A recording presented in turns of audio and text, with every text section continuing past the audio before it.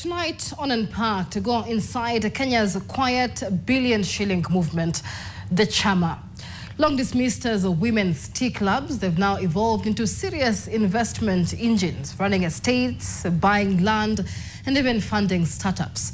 But as Chamas go digital and billions change hands, are they the next financial frontier in Kenya or a ticking time bomb of trust and transparency? Let's unpack it.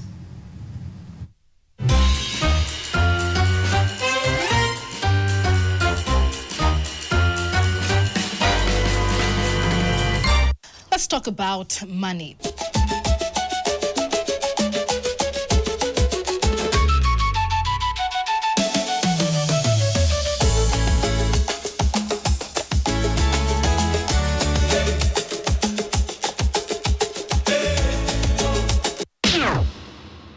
Money. Not the kind sitting in some marbled floored bank where you're called valued customer but still queue for hours.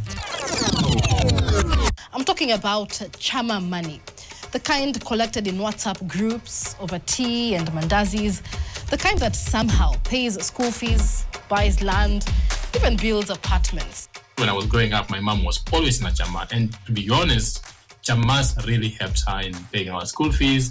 People in Chamas, people in cooperatives, people in groups can also benefit. Now, Kenya's Chamas and circles have long been the backbone of savings and investments. I grew up watching my mom participating in Chamas. She would be in like 5 Chamas at a go. And one thing I learned from her was she would sit down and decide on what she wanted in her house. Probably she wants new furniture. She would calculate and know how much she would need for the furniture. And then that will be put aside and wait for her turn to receive the money from Chama. Which means she's not going to touch her salary, she's not going to touch on her savings to buy the furniture. Chamas have worked in the past because there were lack of certain institutions and resources and paths and literacy and options for those people who use Chamas, and they did use it quite well. The things that made Chama work, one of them was the social fabric of the society. People had trust. There was a clear value system. Things were working. A Chama is basically a harambe for your wallet. You chip in and you benefit. Think of it as a savings club, a small group of friends, relatives, or colleagues who pool money regularly. Everyone contributes, everyone takes turns benefiting. The most common one is the merry-go-round, whereby people contribute money and then at last you get your own money. Or the ones whereby people contribute money, invest in one particular determined investment in the village or whatever it is. Chamas have evolved. They now run businesses, buy property, and invest like mini cooperatives. If we come 25 of us contributing 5,000 every month we will be able to raise 125 Kenya shillings, 125,000 Kenya shillings. At the end of the year, we'll be able to raise 1.5 million Kenya shillings. So then the challenge for investment groups is, where do you invest? Where do you put this money so that it can be able to grow? Chama will answer to your needs. So we have someone, for example, who was looking for some social belonging. All they needed was some social warmth. They felt lonely, and therefore they were looking for a grouping that was going to give them some social warmth. But they ended up joining an economic Chama, a Chama that is focused on money matters. These people didn't need money. All they needed was, some social warmth. They probably needed a Chama that only is focused on people visiting each other, taking tea together, and that kind of thing. There is another person who is looking for a Chama that will help their economic empowerment.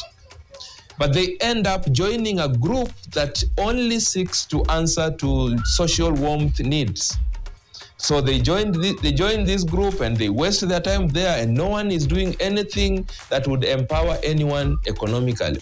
Kenyans have saved more than 300 billion shillings in Chamas, yet only 11% of Kenyans say they trust banks. Why? Blame the 90s.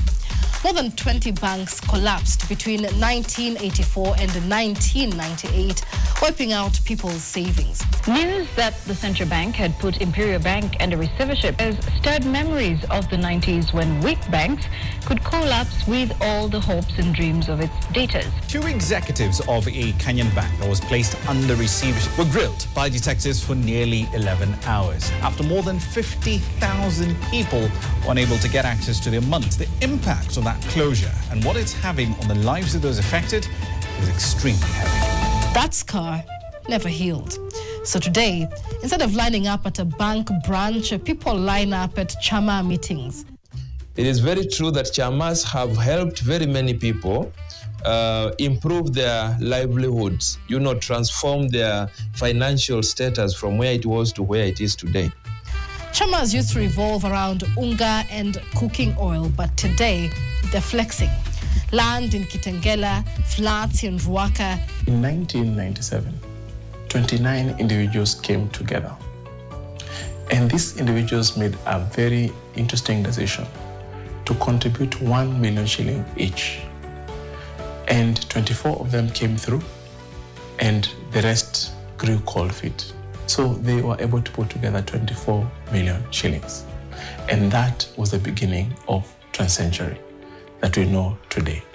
They took the money and they gave it to Jim Nambaro, the former chairman of Nairobi Securities Exchange, to invest on their behalf in government securities and stocks at the Nairobi Securities Exchange. In 2003, they were able to invest 240 million shillings to acquire 75% stake in a company called East African Cables. And that company is now worth 2.68 billion shillings. And this is a perfect illustration of the power of investment groups. This isn't pocket change. It's a parallel economy worth hundreds of billions. And it's not just in Kenya. In Nigeria, similar savings groups known as Esusu mobilize billions annually. Across Africa, people are turning social trust into financial power. It's why Harambes still work. It's why a boda stage can raise hospital money in hours. Because here, money isn't just about interest. It's about belonging.